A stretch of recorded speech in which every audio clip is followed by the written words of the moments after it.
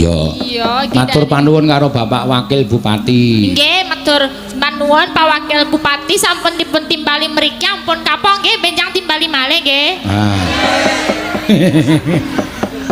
Kaya tawa wae njuk anu ora. Ya ora apa-apa. Iki ya mau Pak Wakil Bupati paring bebungah. Ya. Paring bambungan napa nyuwun. Iki lho pirang-pirang lho artane. Oh, nggih mau nampi kayon langsung ditempelki tangane Pak Seno untuk salam tempel. Plek. Wah, seneng iki mesti dalange batinku. Kowe kok mripatmu melirik iki. Ya ketoke, amplope ketok kandel, dalange langsung nampa lu ngopo-opo wis nampa amplop ceplak. Wah.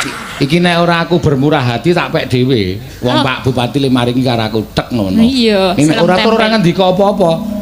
Ming matur nuwun Pak, kersanipun sudah untuk Bapak saja. Nah, ayo ta.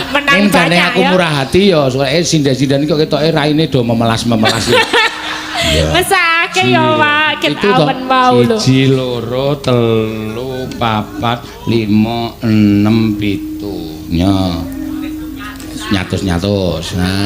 Alhamdulillah. Aku cepet banget nampani. Boyo alon-alon. Gak numbas ke susu anake barang lo ya. Pas gitu ya. Heeh, gitu, didum. Didum pas 100 lumayan.